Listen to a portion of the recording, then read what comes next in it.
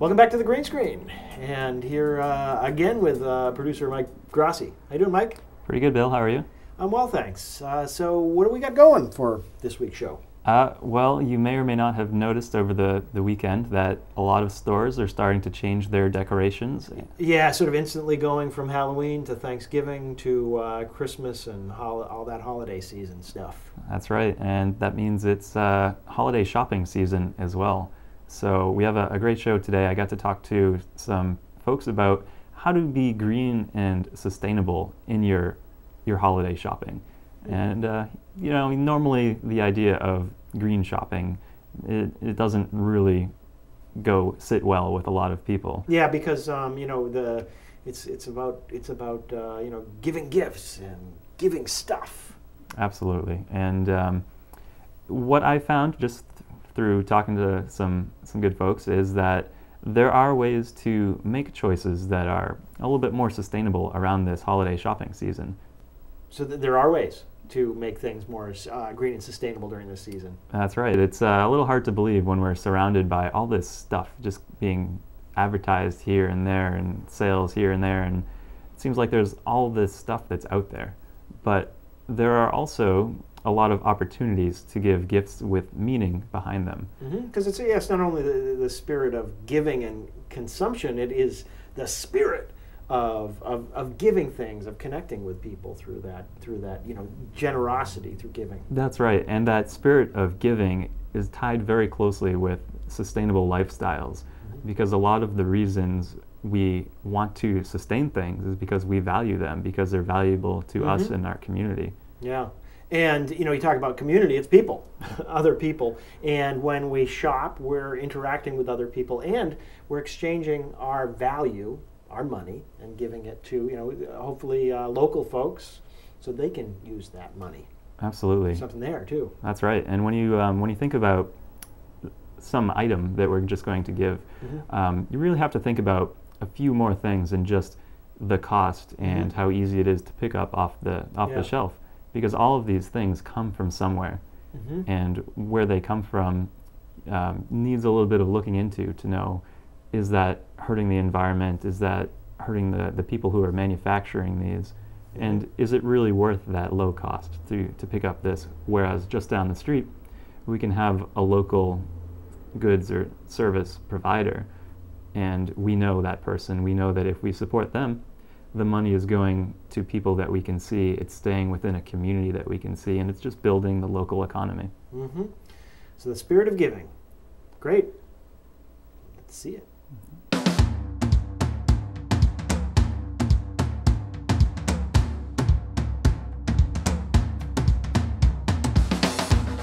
When I think about retail from a sustainability standpoint, I think about stuff and just how much stuff people have. And when I start to think about holiday shopping, one of my main goals is to avoid stuff wherever I can, because nobody needs another cardigan or pair of socks to just stick in a drawer. So I really try to think about what a person would really love getting and about experiences instead of stuff, one more item that's going to go in the basement. The whole issue of waste, particularly around the holiday shopping period, is a very big one. It's my understanding that for many municipalities, that disposing of waste and sending things to a landfill is typically a municipality's second highest expense after public education. Stuff relates to sustainability in the sense of where stuff comes from and how much stuff we have and who has what stuff. So the consumption of resources, the overconsumption of resources, and the transportation of all this stuff all around and how much it accumulates, and if someone really needs something or not, and who has access to what stuff. When I think about retail shopping and sustainability, I try to think about where things come from, what materials they're made from, how wasteful or not wasteful that process was, who makes that stuff, and if they get fair living wages, and am I supporting my local economy in an environmentally sustainable way. As far as the impact of the holiday shopping season, it certainly is very important for businesses that are retailers and sell to the public, and certainly we understand this time of year people are going to buy things for friends and loved ones, and that's all well and good. I'd say there are three things that the Green Alliance wants people to consider when they're going to be doing their holiday shopping. Number one is, who are you buying from? What business? Do they operate responsibly? Are they committed to their community? Number two, with the products or even services you're getting, with products, how are those services made? What materials are they made from? Were they able to be made through any type of recycled material or locally sourced materials and things of that nature? Because that's really going to cut down on the carbon footprint of those products, as well as potentially create local jobs. And number three is the whole issue of buying something new for a friend or family member versus buying something used or pre-owned, because anything that you can get used or pre-owned, whether it's through the internet or through businesses that specialize in that, has a much lower impact on the environment than buying something brand new, and it also serves to keep unwanted refuse out of our landfills. Externalized costs, very simply, are costs that are felt elsewhere and not necessarily by the person buying the product. So if you buy something that's very inexpensive at a large retailer, the cost of that you're paying out of your pocket doesn't fully take into account any environmental or human health costs that people elsewhere are paying. But the thing is, we're on the same planet. So in the end, a cost that someone else pays elsewhere really does impact you.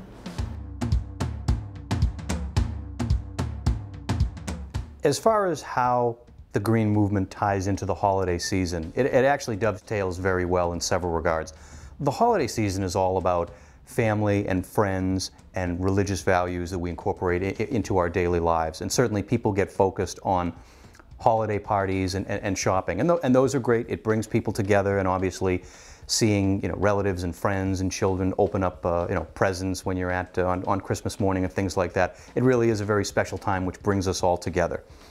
The problem is that sometimes it becomes a responsibility rather than an opportunity, that people will rush into a mall on December 23rd or 24th, buy a bunch of gifts, simply to fulfill an obligation that they deep down know someone is not going to like. When you buy a really ugly necktie for your uncle or something of that nature, when you put a little bit more, even if it's fewer gifts, when you put a little bit more thought into what you are getting people, when someone opens their gift up and they find that it is a product that's been manufactured responsibly, or a gift certificate to a restaurant which composts its food and offers local and organic food options and things of that nature, it's an opportunity to show that relative or friend that before I bought this gift, I really thought about this, and it means something more than just fulfilling the obligation of giving you a gift. It's creating better communities that friend or family member is going to be able to use, and that's the type of communities that we want to really strive for and create. So whether it's the restaurants that you're going to around the holiday season, the gifts that you're buying, where you get those gifts, who manufactures them, are they keeping money in the community? There's a whole bunch of things that tie in with sustainability that you can do that actually will impress the recipient of the gift a lot more than just, I ran into the mall last night, got you some boxers, and there, my obligation is done. I think the values of sustainability can be reflected in sustainable gift giving and shopping. Sustainability itself is all about what's worth sustaining, the values that we have for community and for the planet. And where you spend your money is a direct reflection of that. If you're buying gifts and you're just randomly picking stuff out of really big chain stores that are made overseas, made out of fossil fuels, and there's not a whole lot of thought into, will this person really like this gift? For me, that's unsustainable, as opposed to, I'm going to get a gift that's eco-friendly, that's made by people locally in New Hampshire or New England, and that is really tailored to the person I'm giving it to. So for instance, if I know they love to cook, I'm going to go to the Winters Farmers Markets or Seacoast Eat Local, get them a gift certificate, maybe go to the farmers market with them, get food and cook a dinner together. So it's a real bonding experience. For me, that's in part what sustainable shopping is all about, and in particular at the holidays, it makes complete sense. As far as examples of green retailing and green shopping, one example I can give you is Earth Tech, which now has a store in downtown Portsmouth. They actually make their outerwear, such as very, very soft and very fashionable, fleece and hoodies and other clothing. They actually make it from recycled plastic bottles. So that is a great example of how someone is manufacturing their material and keeping sustainability in mind as you're doing your shopping. So you can be getting the gifts you're looking for family and friends that they will really enjoy wearing and using, but you are also doing something larger, which is you're helping to keep plastic bottles out of the landfills. I think the average consumer, if they want to find out about sustainable shopping, there are a lot of different resources, and the more you do it, the easier it gets. It becomes a really, really good habit, like bringing your bags to the store. You just don't forget after a while. There are groups like the Green Alliance or Seacoast Eat Local or Climate Counts that all either offer up companies that offer eco-friendly local goods, or they rank companies based on their carbon footprint or their other sustainability footprint, so you can see who are the better players in terms of sustainability. And then once you start accumulating resources, you find out, oh, I can go to the farmer's market and get a gift certificate for someone. Or I can go to the town of Dover and get a gift certificate that someone could use for a local restaurant. Or I actually don't have to buy a thing for someone. I could get them a museum pass or theater tickets or a massage gift certificate. So when you start to do that kind of sustainable shopping, you build your own set of resources to fall back on.